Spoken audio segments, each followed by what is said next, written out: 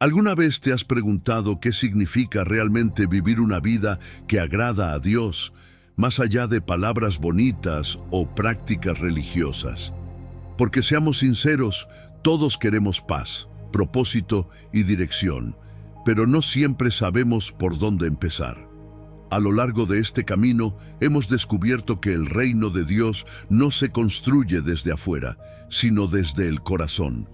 Se trata de confiar, soltar el control, vivir con fe, con integridad, con amor y con manos abiertas. Hoy no venimos solo a escuchar, venimos a dejarnos transformar. Así que mientras avanzamos, te invito a abrir tu corazón y a caminar con honestidad delante de Dios. Si este mensaje conecta contigo, escríbelo en los comentarios con una frase sencilla pero poderosa. Por ejemplo, Dios guía mis pasos cada día. Eso es una declaración de fe. Y si este contenido edifica tu vida, no olvides darle like y suscribirte al canal, porque aquí seguimos caminando juntos por el camino del reino, aprendiendo a vivir una fe real, práctica y profunda. Número 1. Si Dios no es el centro, nada está en su lugar. El amor que define tu camino al reino. Déjame decirte algo con honestidad. Muchas veces creemos que amar a Dios es una emoción intensa que aparece algunos días y desaparece otros. Pero no funciona así. Amar a Dios no es sentir bonito cuando todo va bien. Es decidir quién ocupa el primer lugar cuando nadie te está mirando. Es una decisión diaria que ordena todo lo demás. Cuando Dios está en el centro, las piezas de la vida comienzan a encajar. Pero cuando Él queda en segundo plano, incluso lo bueno se desordena. Y fíjate bien en esto. Puedes hacer muchas cosas espirituales, pero si el amor no es la base, todo se vuelve rutina, costumbre, religión vacía. Ahora pensemos en el corazón. En la Biblia, el corazón no es solo el lugar de las emociones, es donde nacen los deseos, las intenciones, las motivaciones profundas.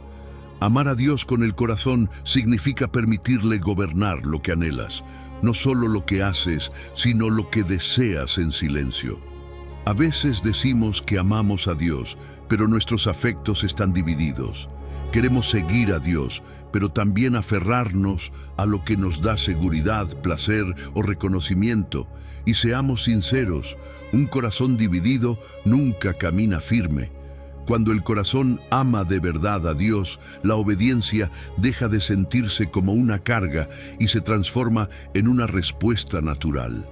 Esto no ocurre de un día para otro. Amar a Dios con el corazón implica renunciar a afectos desordenados, a prioridades que compiten con Él. No porque Dios quiera quitarte algo, sino porque quiere ordenar todo. Cuando Él transforma lo que amas, cambia la forma en que vives, y ahí es donde el camino hacia el reino se vuelve claro, no forzado, no pesado, sino coherente. Luego está el alma, y aquí la cosa se vuelve más profunda. Amar a Dios con toda el alma es entregarle tu identidad completa, no una parte bonita, no la versión que muestras en público, sino todo lo que eres. Tus heridas, tu historia, tus preguntas, tus sueños y tu futuro. Es decirle a Dios: no quiero vivir con identidades prestadas por el mundo, quiero vivir desde quien tú dices que soy. Esta entrega no es parcial ni temporal, es total. Una vida que agrada a Dios no nace de acuerdos negociados, sino de una rendición sincera. Jesús lo expresó con claridad cuando habló del mayor mandamiento, y lo encontramos en Mateo 22:37, no como una frase religiosa, sino como una revelación del orden correcto de la vida. Amar a Dios con todo lo que somos redefine nuestra manera de existir.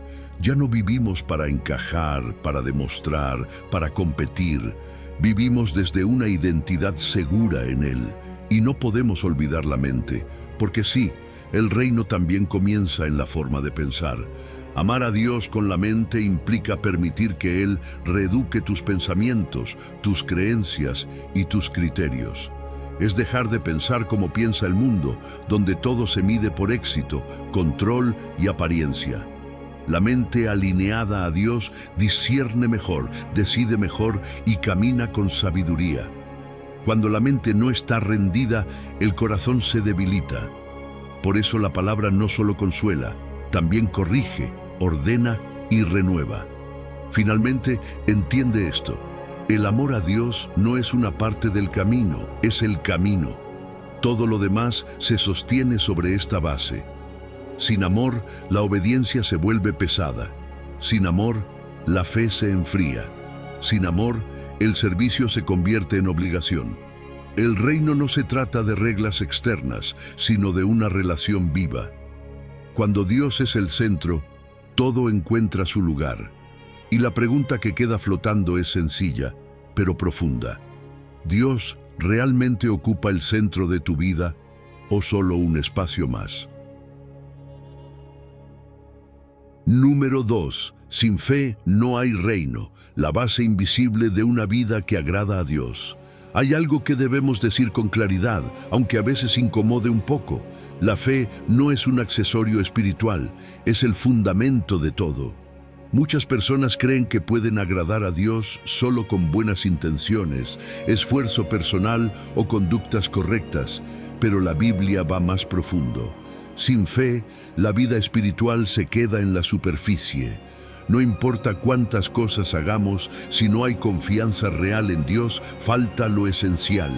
Y aquí no se trata de exagerar el tema, se trata de entender que la fe no es un complemento bonito, es el punto de partida de una vida alineada con el reino.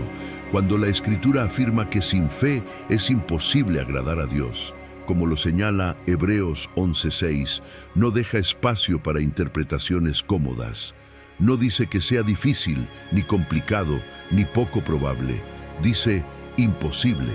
Eso nos confronta porque muchas veces intentamos agradar a Dios desde el control, desde el mérito, desde el yo puedo, en lugar de hacerlo desde la confianza. Dios no está buscando personas perfectas, está buscando corazones que confíen en Él, incluso cuando no tienen todas las respuestas. Ahora bien, creer no es simplemente aceptar que Dios existe. Eso es apenas el inicio. Incluso la Biblia dice que muchos creen en su existencia, pero no viven desde la fe.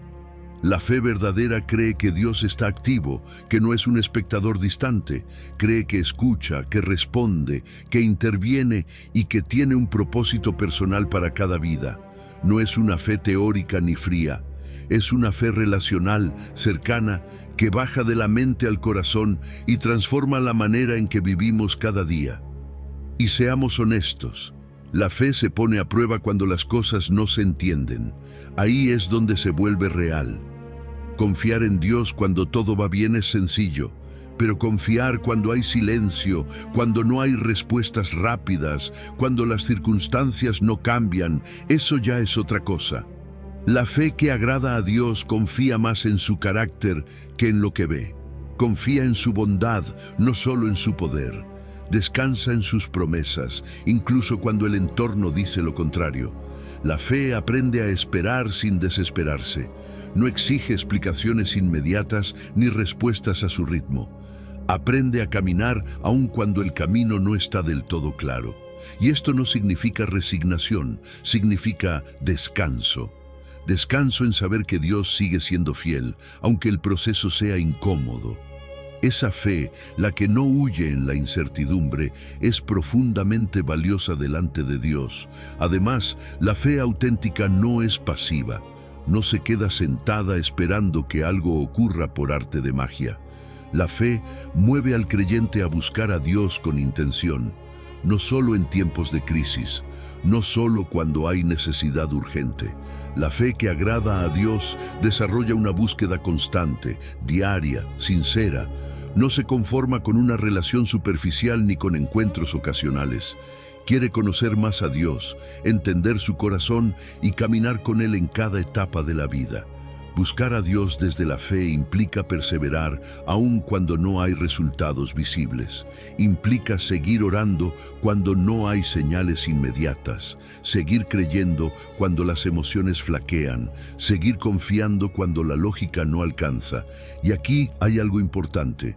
Dios ve esa búsqueda. Dios no es indiferente a una fe sincera que lo busca de corazón. La recompensa de la fe no siempre llega en forma de cosas materiales.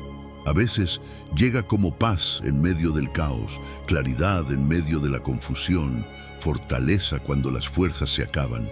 Muchas veces la mayor recompensa no es lo que Dios da, sino su presencia misma.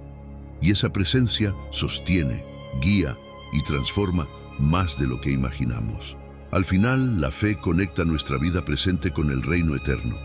Nos enseña a vivir no solo por lo que vemos, sino por lo que creemos. Y la pregunta que queda flotando es simple, pero profunda. ¿Estamos viviendo desde la fe que confía en Dios o desde el control que intenta reemplazarla? Porque sin fe no hay reino, pero con fe, incluso lo invisible empieza a cobrar sentido. Número 3. Cuando te haces pequeño ante Dios, Él te levanta, la humildad que te conduce al reino. Vivimos en una época que premia al que se exalta, al que se muestra seguro, al que aparenta tener todo bajo control. Pero cuando miramos el camino del reino, nos damos cuenta de que Dios trabaja de una forma completamente distinta. Para Él, la verdadera grandeza no comienza en lo alto, sino en lo profundo. Comienza en un corazón que reconoce que no es el centro del universo. Y aquí es donde la humildad deja de ser un concepto bonito para convertirse en una postura interior que define toda la vida espiritual. La humildad bíblica no tiene que ver con hablar bajo ni con rechazar elogios de forma externa. No se trata de una modestia superficial que busca verse espiritual. La humildad real ocurre cuando el corazón entiende quién es Dios y quién soy yo delante de Él. Es una conciencia viva de su grandeza, de su autoridad y de su santidad. Y al mismo tiempo es una aceptación honesta de mi condición, limitado, necesitado, dependiente. Cuando esto se entiende, el ego deja de ocupar el trono y Dios vuelve al centro. Y ahí, sin máscaras, podemos decir con verdad: Señor, sin ti no puedo.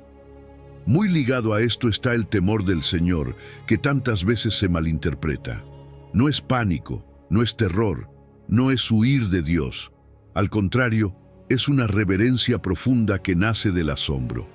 Es acercarse con respeto, con conciencia de que estamos delante de alguien infinitamente mayor. El temor del Señor ordena la vida porque reconoce que Dios no es una opción más, sino el Señor de todo. Esta reverencia no paraliza, purifica, no aleja, acerca. Y cuando recordamos quién es Dios, algo interesante ocurre. El orgullo pierde fuerza y el pecado deja de verse atractivo. Cuando realmente vemos a Dios como es, la humildad surge de manera natural. No se fabrica, no se ensaya, no se fuerza, se despierta, porque al contemplar su grandeza, nuestra ilusión de control se rompe. Dejamos de vivir como si lo domináramos todo y comenzamos a depender sin vergüenza. La autosuficiencia se cae y nace una oración sincera: necesito tu gracia. Esa dependencia no es debilidad, es sabiduría. Nos vuelve enseñables, abiertos a la corrección, dispuestos a escuchar. Ya no defendemos el orgullo a toda costa, buscamos la verdad que transforma. Esta humildad no se queda en ideas espirituales, se nota en la vida diaria. Se ve cuando reconocemos errores sin excusas, cuando aceptamos nuestras limitaciones sin maquillarlas. Se manifiesta cuando dejamos de aparentar perfección y empezamos a vivir desde la verdad. Se nota en una oración constante, no como último recurso, sino como estilo de vida. También aparece cuando soltamos la necesidad de tener siempre la razón y elegimos la paz antes que el orgullo.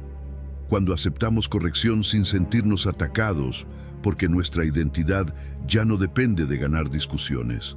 La humildad verdadera también se ve en el servicio, en hacer el bien sin buscar aplausos, sin convertir cada acción en un escenario personal.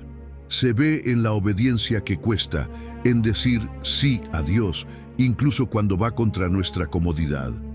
Esa rendición práctica, diaria, silenciosa, es profundamente valiosa delante de Él. Y aquí es donde cobra fuerza la promesa que encontramos en Proverbios 22:4, donde se nos habla de riquezas, honra y vida como fruto de la humildad y del temor del Señor. No se trata solo de bienes materiales. Las riquezas del reino incluyen una paz que no depende de las circunstancias, una sabiduría que evita decisiones destructivas, un contentamiento que rompe con la ansiedad constante. La honra no es fama vacía, es carácter visible, credibilidad espiritual, influencia sana que edifica. Y la vida es mucho más que existir, es plenitud, propósito, resistencia en medio de la prueba y una esperanza firme que apunta a la eternidad. El mundo celebra la autosuficiencia y la arrogancia, pero eso deja vacío. El ego nunca se sacia. La humildad, en cambio, aunque parezca contracultural, conecta con la fuente de la vida verdadera. Elegirla es nadar contra la corriente, pero también es caminar hacia el reino. Y al final, la mayor recompensa es esta. Cuando vives con humildad, Dios se hace visible en ti. Tu vida deja de apuntar hacia ti mismo y comienza a reflejar su carácter. Te conviertes en instrumento, no en protagonista. Y ese es el lugar exacto donde Dios guía, usa y sostiene. Número 4. No obedeces por miedo, obedeces por amor. El camino práctico al reino. Muchos crecimos pensando que obedecer a Dios era una carga, casi una lista de reglas que había que cumplir para no fallar. Pero cuando Jesús habla de obediencia, cambia por completo el enfoque. Él no la presenta como una obligación fría, sino como una respuesta natural del amor. La obediencia auténtica no nace del miedo al castigo ni del deseo de quedar bien, nace de una relación viva. Cuando hay amor verdadero, obedecer deja de ser pesado y empieza a tener sentido. Y aquí es donde el camino al reino se vuelve práctico, cercano, real. Jesús lo dijo con una claridad que atraviesa el corazón cuando afirmó que el amor se demuestra guardando lo que Él enseñó, como se expresa en Juan 14:15. No dijo, si me temen, ni si quieren evitar problemas, sino si me aman. Eso lo cambia todo. Ya no obedeces para ganar amor, obedeces porque ya te sabes amado. El amor cambia la motivación interna. Lo que antes parecía una carga, ahora se convierte en una respuesta agradecida. Cuando no hay amor, la obediencia pesa, pero cuando el amor está vivo, obedecer se vuelve incluso un gozo. Cada acto de obediencia es, en el fondo, una declaración de confianza. Es decirle a Dios, aún sin palabras, confío en tus caminos más que en los míos. Y seamos honestos, eso no siempre es fácil. Muchas veces, obedecer implica renunciar al control, soltar la necesidad de entender todo, aceptar que Dios ve más lejos que nosotros. Obedecer cuando no entendemos es una de las expresiones más profundas de fe. Es descansar en su sabiduría, incluso cuando nuestra lógica no alcanza. Así se vive el reino, desde la rendición, no desde el control. La obediencia que agrada a Dios no se queda solo en acciones externas. Dios no busca robots que cumplan instrucciones, busca corazones alineados. Por eso la obediencia transforma el carácter, no solo la conducta.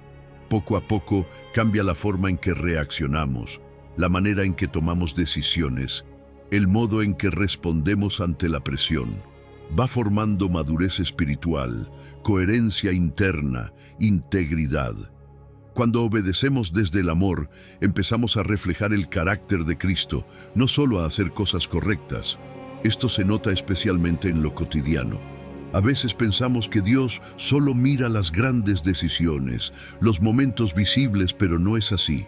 La obediencia en lo pequeño tiene un valor enorme.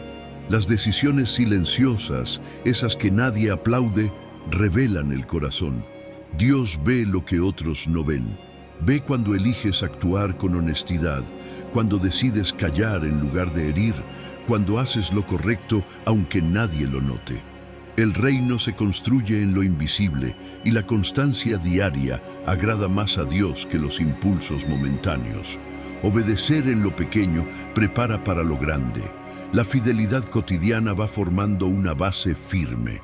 No se trata de hacer cosas extraordinarias todo el tiempo, sino de vivir con coherencia cada día.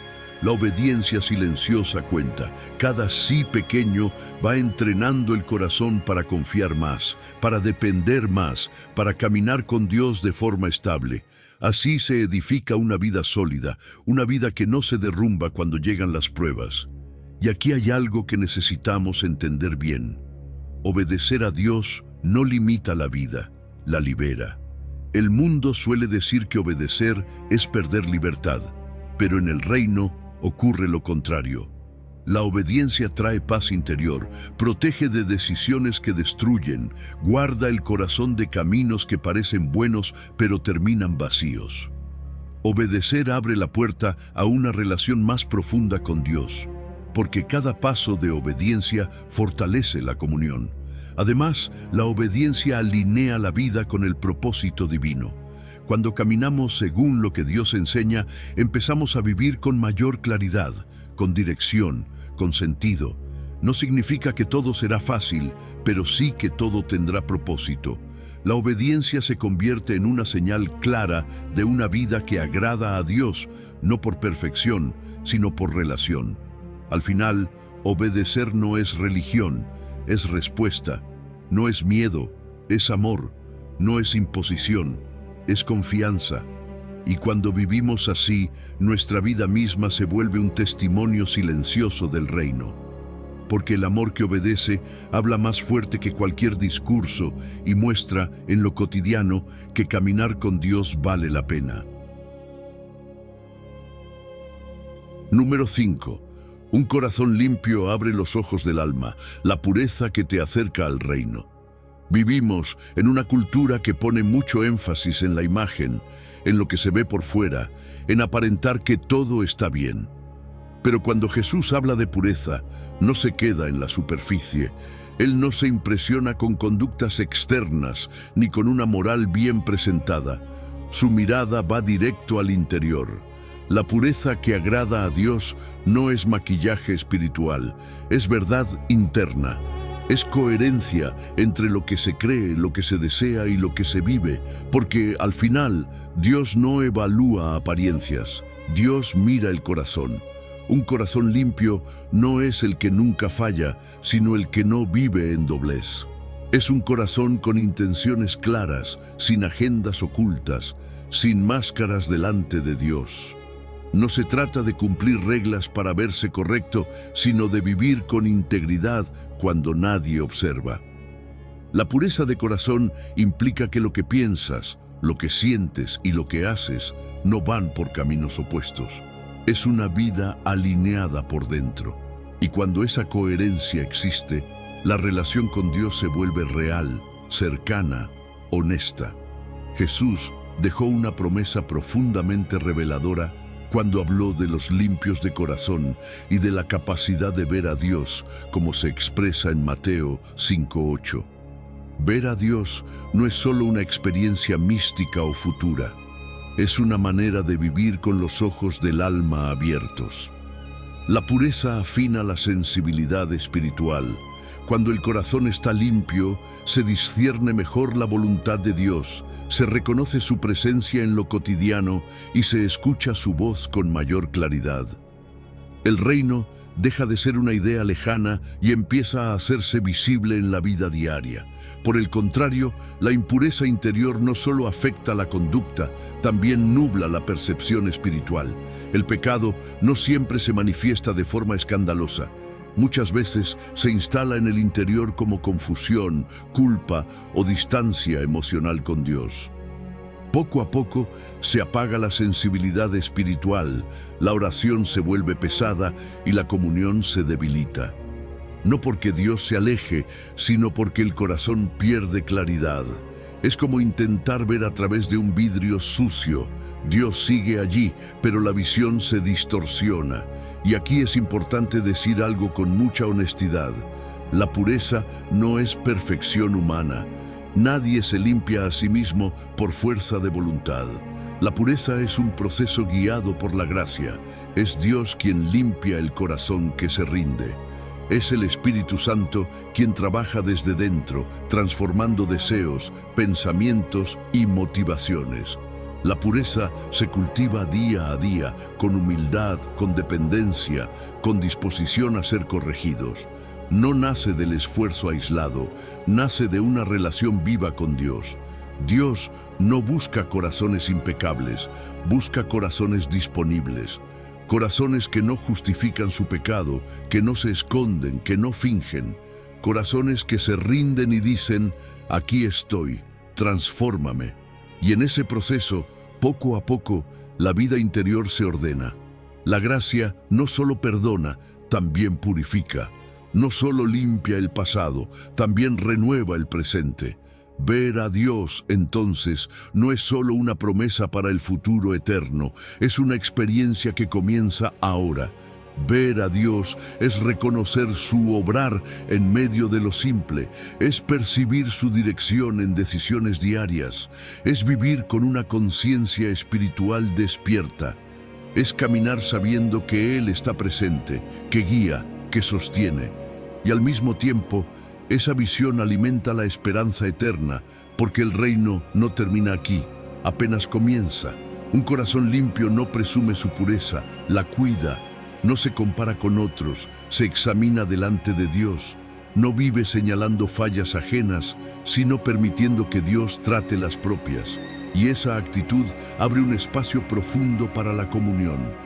Cuando el corazón es sincero, la relación con Dios se vuelve más ligera, más auténtica, más libre. Al final, la invitación no es a fingir pureza, sino a rendir el corazón, a dejar que Dios haga la obra que solo Él puede hacer. Porque un corazón limpio no solo ve a Dios, también camina con Él. Y cuando eso ocurre, el reino deja de ser solo una promesa futura y se convierte en una realidad que transforma la manera de vivir hoy. Número 6. Cuando tu alma tiene hambre de lo correcto, la justicia que Dios promete saciar. Hay deseos que no se pueden fingir. El hambre y la sed reales no se actúan, se sienten en lo más profundo. Por eso Jesús utiliza esa imagen tan fuerte cuando habla de la justicia del reino. No se refiere a un interés ocasional por hacer lo correcto, sino a un anhelo interno que no se apaga. Cuando el corazón empieza a desear lo que agrada a Dios, con la misma urgencia con la que el cuerpo necesita alimento, algo cambia por dentro. El reino comienza a tomar forma en el interior, no como una idea bonita, sino como una necesidad vital. Ese deseo no aparece cuando conviene, ni se activa solo en momentos espirituales. Es un clamor constante por vivir de manera correcta delante de Dios.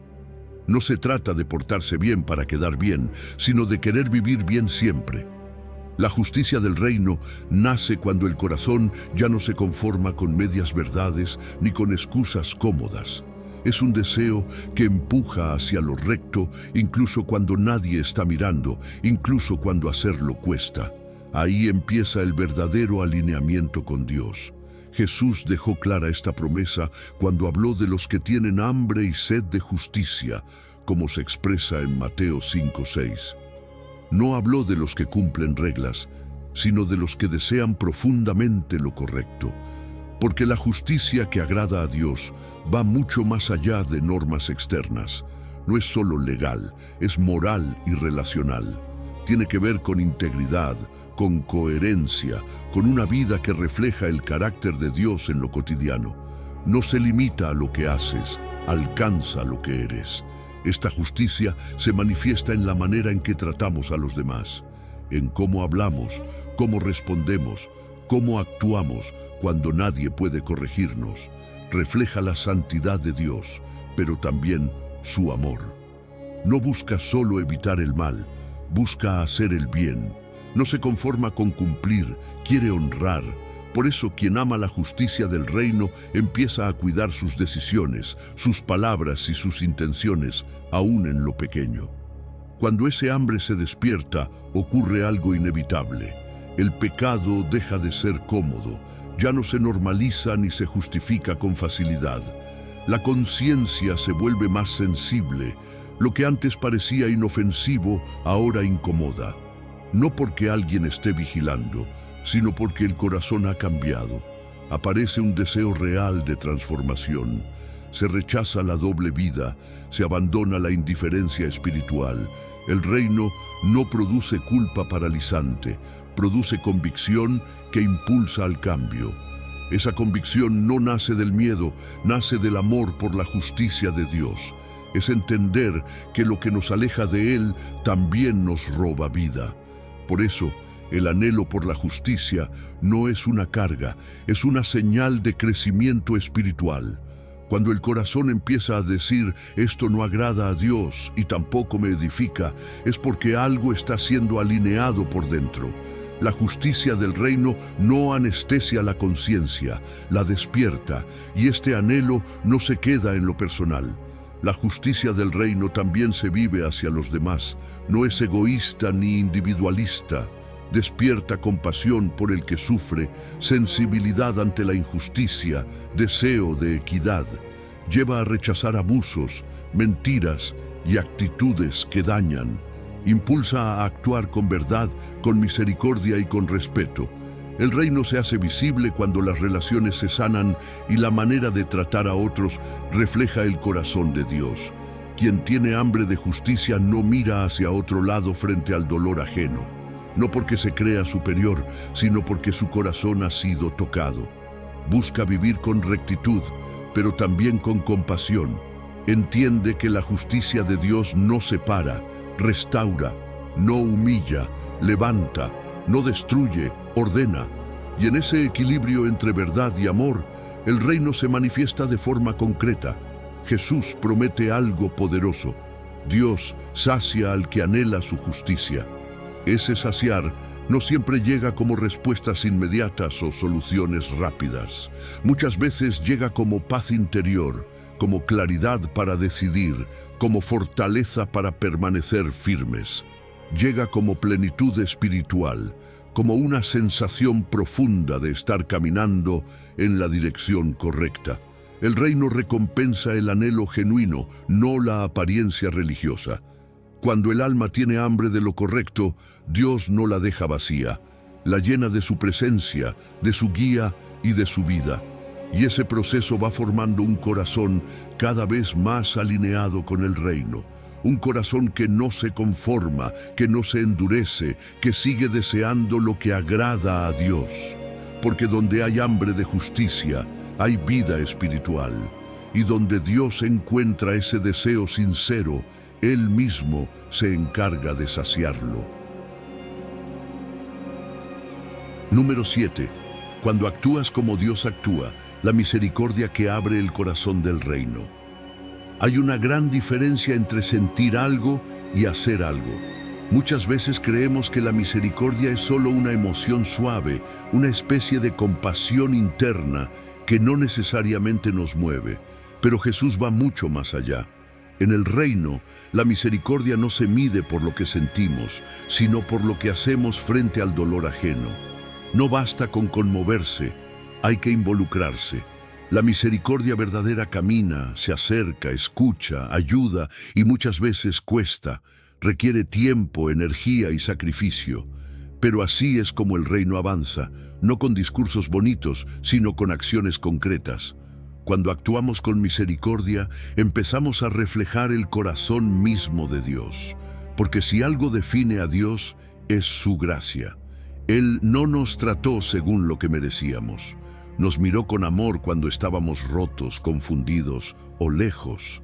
Y entender eso lo cambia todo. La misericordia no nace de sentirnos superiores, nace del agradecimiento. Cuando recordamos cuánta gracia hemos recibido, se vuelve más natural extenderla a otros. Imitamos a Dios cuando perdonamos, cuando damos una nueva oportunidad, cuando elegimos la gracia en lugar de la dureza. Ahí el reino se hace visible. Jesús habló de este principio con claridad cuando dijo que los misericordiosos alcanzan misericordia, como se expresa en Mateo 5:7. No es una frase poética, es una verdad espiritual profunda. La forma en que tratamos a otros revela cómo entendemos el corazón de Dios. Cuando vivimos desde la misericordia, mostramos que hemos sido tocados por ella, y eso transforma la manera en que vemos a las personas, incluso a quienes nos han herido. Ahora bien, misericordia no significa ausencia de justicia. En el reino, ambas caminan juntas. Jesús no elimina la justicia, la eleva. La justicia del mundo suele buscar castigo inmediato. La justicia del reino busca restauración. No se trata de justificar el mal, sino de no reducir a las personas a su peor error. La misericordia no niega la verdad, pero decide tratarla con amor. Busca sanidad antes que condena, restauración antes que venganza. Y en ese proceso no solo se libera quien recibe misericordia, también quien la otorga. Cuando la misericordia entra en escena, algo poderoso ocurre en las relaciones. Se rompen ciclos de rencor que parecían interminables. Se sanan heridas que llevaban años abiertas. Se abren puertas que el orgullo había cerrado. La misericordia no borra el pasado, pero transforma el futuro. Permite que vínculos rotos encuentren un camino de restauración. Promueve reconciliación donde antes había distancia. Genera paz en medio del conflicto. El reino no se construye con resentimiento acumulado, se edifica con perdón ofrecido. Y seamos honestos, vivir así no es fácil. Todos llevamos heridas, decepciones, palabras que dolieron más de lo que admitimos. Pero la misericordia no ignora ese dolor, lo enfrenta con una decisión distinta. No dejar que el daño recibido nos convierta en personas duras. Cuando elegimos ser misericordiosos, no estamos diciendo que lo que pasó estuvo bien, estamos diciendo que no queremos seguir atados a eso. La misericordia libera al otro, pero también libera el corazón propio. Jesús revela algo profundo cuando promete misericordia a los misericordiosos. Al dar misericordia, abrimos el corazón para recibir más de Dios. No porque lo merezcamos, sino porque nos alineamos con su forma de amar. La relación con Dios se profundiza cuando vivimos desde la gracia. Se experimenta una libertad interior que no depende de que otros cambien, sino de que nuestro corazón ya no está gobernado por el rencor. El reino fluye en ambas direcciones. Lo que recibimos de Dios lo entregamos. Y lo que entregamos vuelve transformado. Cuando actuamos como Dios actúa, el reino se vuelve visible en lo cotidiano, en una palabra amable, en un perdón ofrecido, en una mano extendida. La misericordia abre el corazón del reino porque muestra que una vida ha sido verdaderamente transformada. Al final, la pregunta no es si sentimos compasión, sino si estamos dispuestos a actuar desde ella, porque cuando la misericordia se convierte en estilo de vida, Dios se deja ver en nuestras acciones. Y ahí, sin grandes escenarios, el reino toca corazones, sana historias y abre caminos nuevos donde antes solo había dolor. Número 8. Soltar para ser libre. El perdón que abre las puertas del reino. Hay heridas que no se ven, pero pesan todos los días. Palabras que marcaron, traiciones que dolieron, ausencias que dejaron cicatriz. Y muchas veces creemos que seguir adelante significa simplemente ignorar eso, guardarlo en silencio y aparentar que ya pasó. Pero en el reino de Dios, el perdón no es un tema secundario ni emocionalmente opcional. Es un asunto profundamente espiritual. No porque Dios quiera minimizar nuestro dolor, sino porque sabe que el rencor termina gobernando el corazón si no se suelta. Jesús fue directo y claro cuando habló del perdón, y no dejó espacio para interpretaciones cómodas. En Mateo 6:14 conecta el perdón que damos con el perdón que recibimos, no como amenaza, sino como principio del reino. El perdón no es una sugerencia para los más fuertes, es una condición espiritual para caminar en la gracia. Cuando el corazón se cierra al perdón, algo se bloquea por dentro. La relación con Dios se vuelve pesada, la oración pierde fluidez y la gracia deja de sentirse cercana. El reino exige perdón porque el reino es gracia en movimiento.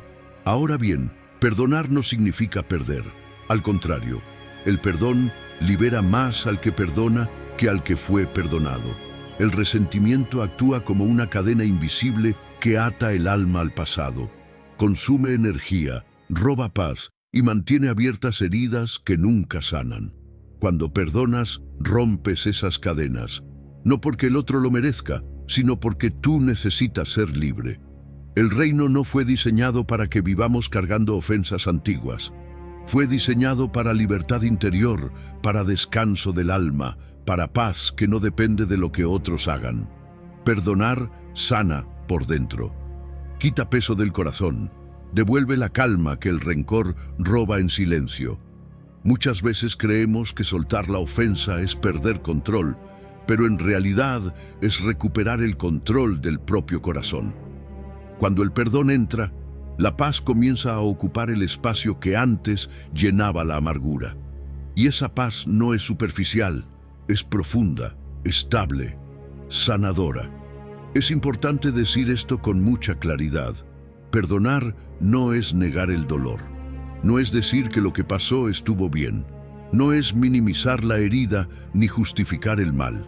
El perdón bíblico reconoce la herida, la mira de frente y decide no vivir atado a ella. Perdonar es decir, esto me dolió, pero no voy a dejar que me destruya. Es entregar la justicia a Dios, confiar en su juicio y soltar la necesidad de venganza. El reino sana sin borrar la verdad, sana enfrentándola con gracia. Y si buscamos el ejemplo más claro de perdón, no hay que mirar lejos. La cruz lo dice todo. Jesús perdonó en medio del sufrimiento, no después de que el dolor pasó. Perdonó cuando fue traicionado, humillado y herido, no porque el dolor no existiera, sino porque el amor era más grande. Ese perdón radical es el modelo del reino. Gracia inmerecida, amor que no responde al mal con más mal. El reino se parece a la cruz, porque la cruz revela el corazón de Dios.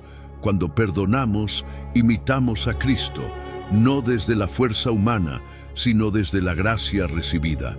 Nadie puede perdonar profundamente sin haber entendido primero cuánto ha sido perdonado. El perdón que damos nace del perdón que recibimos. Y ahí ocurre algo poderoso. El corazón se alinea con el corazón de Dios. Perdonar abre el camino a una comunión más profunda con Él. La oración vuelve a fluir sin estorbos. El corazón se siente liviano. La fe se fortalece porque ya no está mezclada con amargura. La paz regresa porque el alma deja de pelear batallas internas. El reino se vive sin cadenas cuando el perdón se convierte en estilo de vida. Soltar no es olvidar, es decidir no seguir atado, es confiar en que Dios puede sanar lo que nosotros no podemos arreglar. Es elegir libertad en lugar de rencor. Y aunque no siempre es fácil, siempre vale la pena. Porque cuando perdonas, no solo obedeces al reino, también experimentas su poder. Un poder que restaura, libera y abre puertas nuevas donde antes solo había dolor. Número 9. Vivir sin doblez, la integridad que te mantiene firme en el reino. Vivimos en un mundo donde es fácil aparentar, donde muchas veces se valora más lo que se muestra que lo que realmente se es. Pero delante de Dios, la vida no se mide por la imagen, sino por la verdad interior. La integridad no es perfección, es coherencia, es vivir de tal manera que lo que dices, lo que crees y lo que haces caminen en la misma dirección. Cuando hay integridad, no existen compartimentos secretos ni versiones ocultas de uno mismo. El corazón deja de dividirse y comienza a vivir en una sola pieza, y eso, en el reino, tiene un valor inmenso. La integridad une la fe con la vida diaria. No permite una doble vida espiritual, donde se habla de Dios con palabras correctas, pero se camina de forma opuesta en lo cotidiano. No hay máscaras que sostener ni papeles que interpretar. Hay transparencia, hay verdad. La integridad no busca quedar bien, busca ser fiel. Y por eso el reino ama la verdad, porque Dios no se agrada de apariencias, se agrada de corazones sinceros que caminan con coherencia incluso cuando nadie los observa. Cuando una persona vive con integridad, algo profundo ocurre en su interior. Aparece la seguridad, no la seguridad arrogante, sino la paz de no tener nada que esconder. Quien camina rectamente no vive con miedo a ser descubierto ni con ansiedad por sostener mentiras.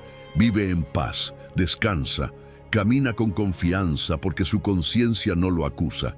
Esa estabilidad interior no nace del control, nace de la rectitud. El reino trae esa estabilidad porque está construido sobre la verdad, no sobre el engaño.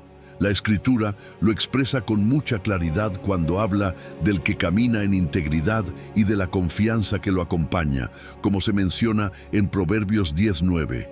Vivir con integridad permite andar confiado, sin temor constante, sin doble discurso.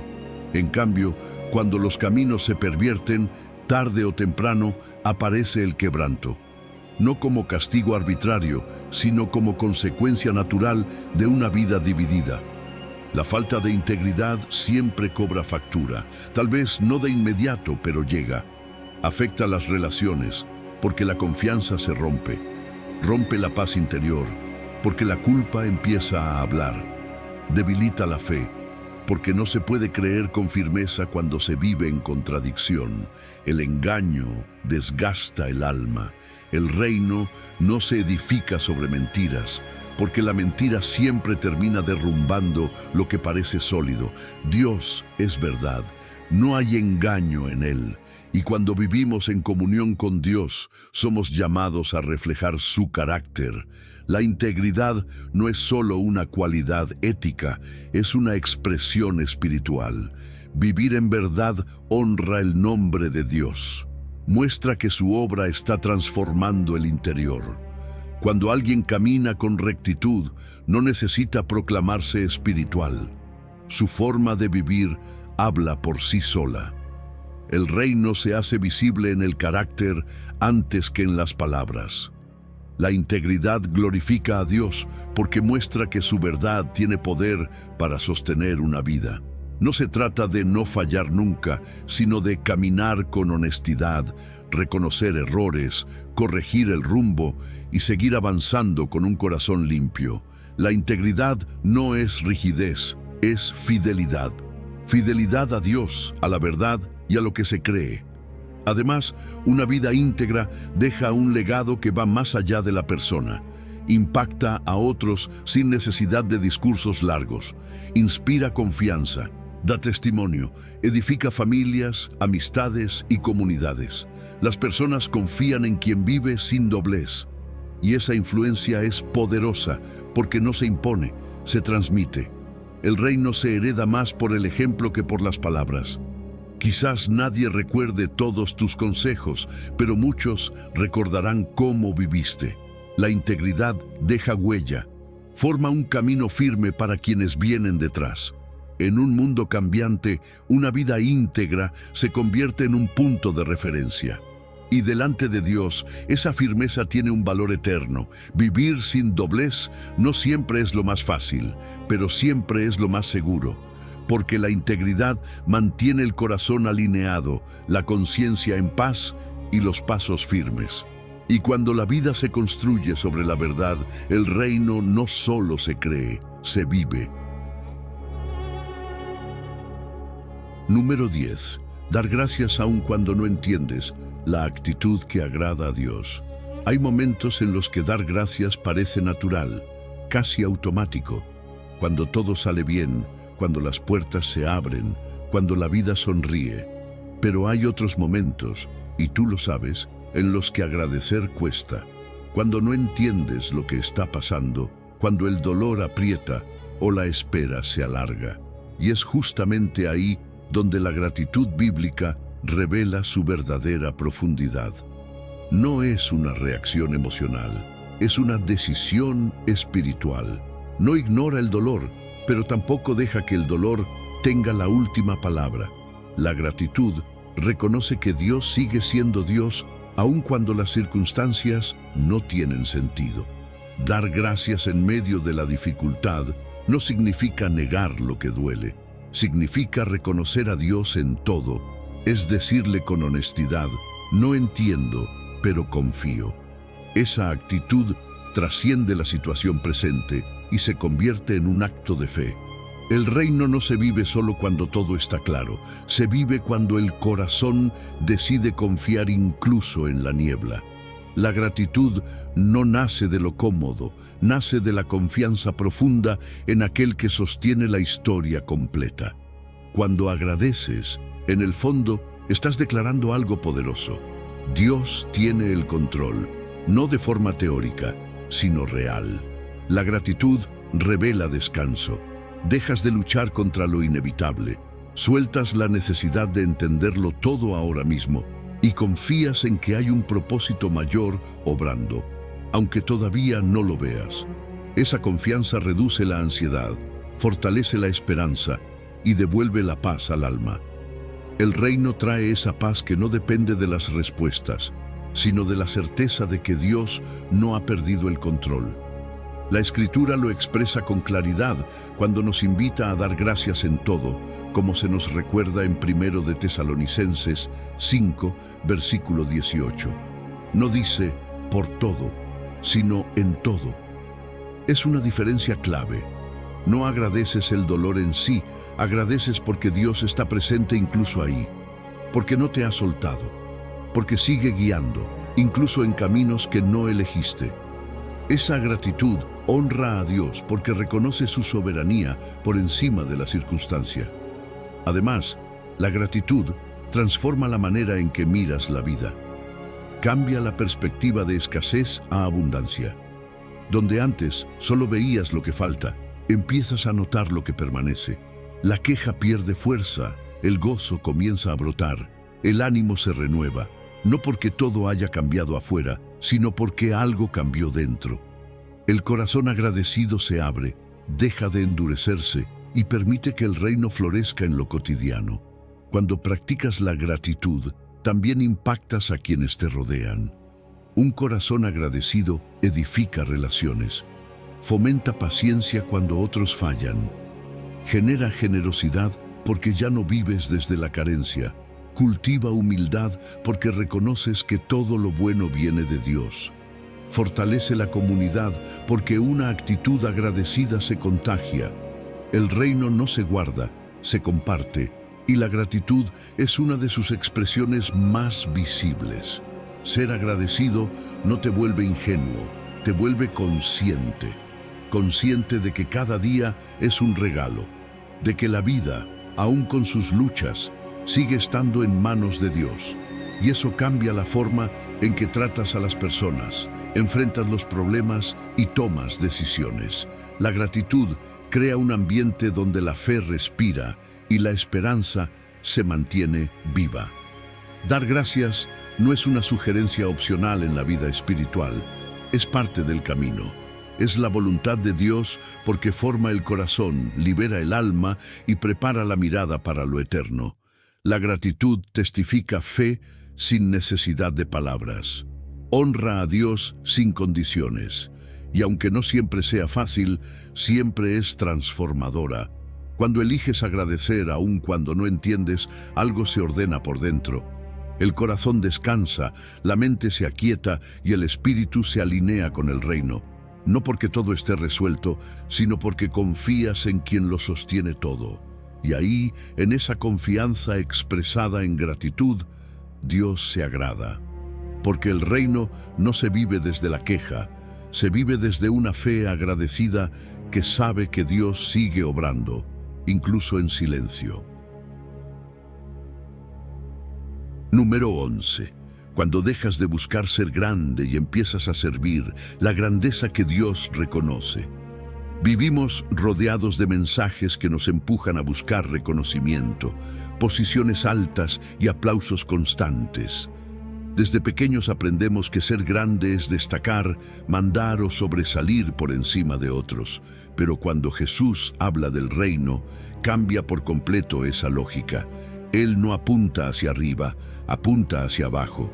Nos invita a inclinarnos, a mirar al otro, a entender que la grandeza verdadera no se alcanza subiendo escalones, sino sirviendo con un corazón dispuesto. Jesús redefine la grandeza de una manera que confronta y libera al mismo tiempo.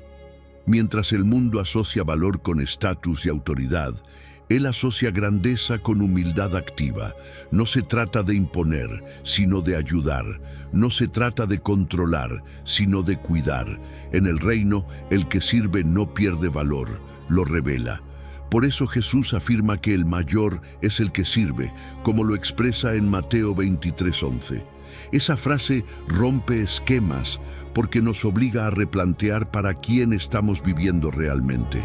El servicio no es una tarea ocasional que hacemos cuando sobra tiempo o cuando nos sentimos con ánimo. Es una postura del corazón. Servir es una manera de vivir. No depende del reconocimiento ni de los aplausos. Se expresa en lo cotidiano, en los detalles pequeños, en acciones que muchas veces nadie ve. Una palabra de ánimo, una escucha atenta, una ayuda silenciosa. Así se manifiesta el reino, no con grandes escenarios, sino con constancia en lo sencillo. Jesús no solo enseñó sobre el servicio, lo vivió. Sanó a los enfermos, escuchó a los olvidados, tocó a los rechazados. Se acercó a quienes nadie quería ver. Incluso lavó los pies de sus discípulos, una tarea reservada para el más pequeño. Y finalmente se entregó en la cruz. Ahí el reino se reveló con toda claridad, la máxima grandeza expresada como servicio total. No hay amor más grande que ese. Cuando servimos de verdad, algo empieza a cambiar dentro de nosotros. El servicio rompe el ego, desplaza el yo del centro y abre espacio para la compasión. Forma humildad real, no aparente. Nos vuelve más sensibles al dolor ajeno y más conscientes de nuestras propias limitaciones. El reino no está interesado en inflar egos, está interesado en formar corazones parecidos al de Cristo. Una vida de servicio no solo transforma al que sirve, también edifica comunidades, fortalece relaciones, genera unidad y sana ambientes cargados de competencia o indiferencia. El servicio crea espacios donde el amor se vuelve tangible, donde las personas se sienten vistas y valoradas. Así, el reino deja de ser un concepto y se vuelve experiencia. Servir agrada a Dios porque imita su corazón. Dios sirve continuamente a la humanidad, sostiene, provee, cuida. Cuando servimos, reflejamos su forma de amar. Es una adoración silenciosa, profunda y constante. El reino honra al servidor fiel, no siempre con aplausos visibles, pero sí con una vida llena de propósito. Y la pregunta queda flotando, suave pero directa. ¿Estamos buscando ser grandes o estamos dispuestos a servir como Jesús lo hizo? Número 12. Cuando sueltas el control, Dios multiplica la generosidad que abre las puertas del reino. Hay una verdad que confronta nuestra manera natural de pensar. En el reino de Dios, dar no empobrece, multiplica. Mientras el mundo insiste en acumular para sentirse seguro, Dios invita a soltar para aprender a confiar. La generosidad desafía la lógica humana porque va en contra del instinto de control. El miedo nos dice, retén, la fe nos dice, entrega. Y justo ahí se revela qué gobierna el corazón. El reino no funciona por cálculo, funciona por confianza. No se sostiene por lo que guardas, sino por aquel en quien descansas. Cuando una persona es generosa, no está perdiendo, está declarando algo profundo. Dios es mi proveedor. Dar no es un acto impulsivo, es una expresión de fe madura. Reconoce que todo proviene de Dios y que nada nos pertenece de forma absoluta. Esa confianza libera del temor al futuro, rompe la ansiedad que aprieta el pecho y permite descansar en la fidelidad divina. El reino se vive desde la provisión de Dios, no desde la escasez que produce el miedo. La Escritura lo explica con una claridad incómoda cuando habla de los que reparten y reciben más, y de los que retienen injustamente y terminan empobrecidos, como se expresa en Proverbios 11:24. No se refiere solo a dinero, habla del estado del alma. Retener endurece el corazón, aumenta el miedo, reduce la compasión y aísla. Poco a poco se apaga la gratitud y la vida se vuelve defensiva. El reino no florece en corazones cerrados, florece donde hay manos abiertas. La generosidad, en cambio, transforma a todos los involucrados. Bendice al que recibe, pero también libera al que da. Rompe cadenas internas, crea lazos de amor y produce impacto eterno. Dar conecta vidas, restaura dignidad y refleja el corazón de Dios. El reino se expande así, no con imposición, sino con entrega sincera. Cada acto de generosidad siembra algo que va más allá del momento. Y es importante entender esto. Dios no mide la generosidad por la cantidad, sino por el corazón. Dar desde la escasez tiene un valor eterno cuando nace de la fe. El sacrificio agrada a Dios porque revela confianza. La verdadera ofrenda no es el monto, es la intención. Cuando el corazón se entrega, la fe se vuelve visible. El reino honra esa entrega sincera que no busca reconocimiento, solo obediencia. Al final del camino, la generosidad aparece como la evidencia de una vida rendida. Ya no se vive para acumular, se vive para bendecir. Se refleja el corazón de Cristo que dio sin reservas. Se confía plenamente en Dios y se descansa en Él. El reino se vive con manos abiertas, no con puños cerrados.